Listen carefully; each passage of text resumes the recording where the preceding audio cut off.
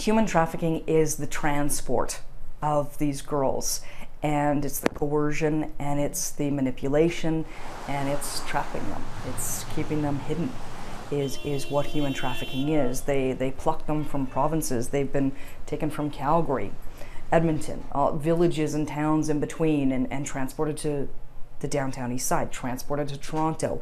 Girls from Vancouver are brought here to work, and they are confined, and oftentimes they are kept for weeks, sometimes months on end, in hotel rooms, and they are just there 24/7 servicing men, and money never is exchanged with them. The money goes straight to the human traffickers, so their bodies are sold strictly for the profit of someone else.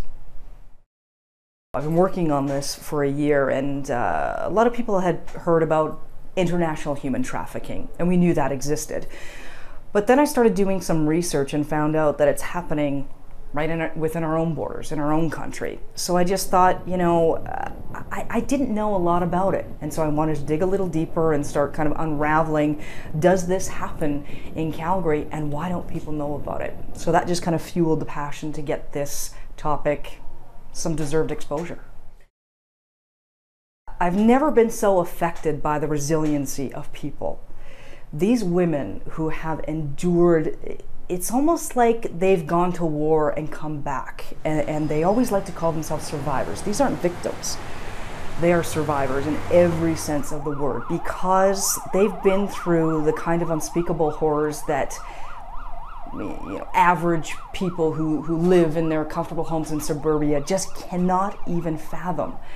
And to have lived through something like that, when I hear these stories, it's beyond words. I can't imagine. I can't even physically, mentally put myself there, because it is so out of reach for me and for most people. And I think that is what struck me the most.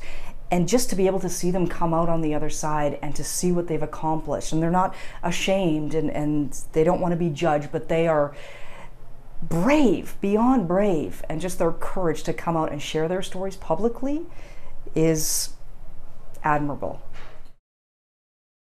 We always want to do the kinds of stories that people talk about the next day around the office water cooler, and this is a pretty heavy subject to be, chatting with your coworker about. But maybe you'll talk about it at the dinner table with your families, and because these horrible things happen to good girls and people from good homes. So it's sort of to just get the conversation going and know that it exists. And that is what's going to compel us to want to do something about it. Well, because this issue hasn't been talked about a lot, there are a few frontline agencies here in Calgary that are working to tackle this problem.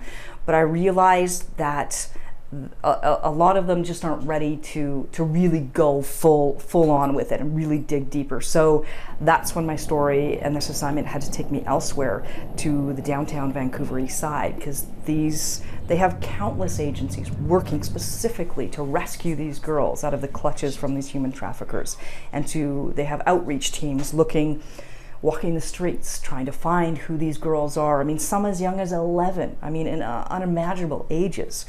And then in order to find these survivors who were brave enough and courageous enough to want to share their stories, I had to go to Toronto.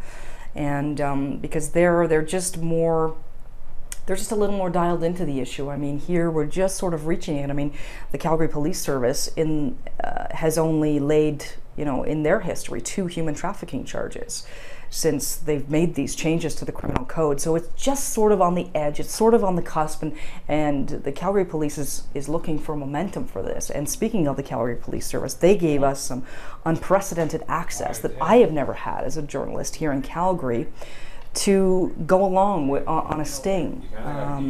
Their stings are not intended to arrest these women, but they make phone calls and they pose as Johns, these undercover vice detectives, and they want them in the hotel room. And once they get them in the hotel room, then it's revealed that it's, we're detectives and we're not here to arrest you or to punish you, but we're here to protect you. They want to find out if these girls are being held against their will anywhere, if they're willingly doing this, and if they have a safety plan. And a lot of it is a database as well that they put these girls into, because the sad reality is some of these girls will very likely end up dead, and they need to know how to identify them, who to contact if something bad happens to them.